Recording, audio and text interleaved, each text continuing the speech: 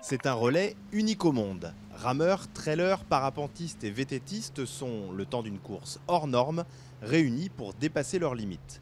62 équipes ont pris le départ cette année du Red Bull Elements à Talloires. Dès le début de l'épreuve, le ton est donné. En aviron, la distance habituelle de course est de 2000 mètres, en ligne droite, avec 6 bateaux. Ici, c'est une boucle de 13 km que les rameurs doivent effectuer, en enchaînant 3 virages avec une embarcation qui n'est pas prévue pour, et tout cela au milieu de 60 concurrents. Et pour corser encore un peu plus l'affaire, un dernier kilomètre est effectué à pied, embarcation sur le dos pour passer le relais au trailer. Ah là, on n'a pas l'habitude et là c'est vraiment dur quoi. Là en plus ça attaque par une montée, j'avais les jambes pliées. Ouais, franchement, je sais pas comment j'ai fait pour finir. Entre elles, 11 km de montée sur le site mythique de la Tournette, ultra raide, avec ses 1900 mètres de dénivelé positif. Et là encore, l'épreuve est détournée de son format habituel. Quand on commence à s'aider des mains sur du trail, c'est que là, c'est plus la technicité et l'aisance en montagne qui priment plutôt que la foulée et la vitesse de base. Donc là, on est sur un mix entre trail, course à pied et alpinisme.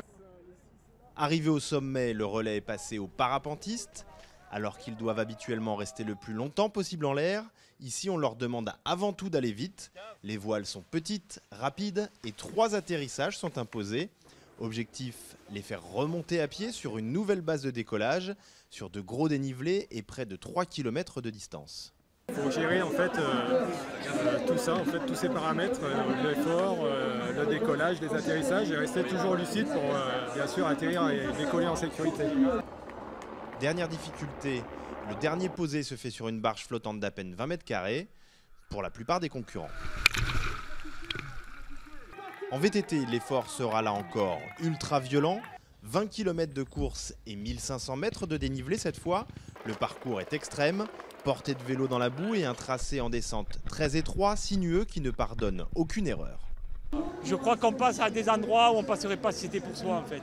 Le fait de rouler pour les autres, ça nous transcende en fait. Alors, c'est super. Et l'ambiance, le paysage, tout est bon.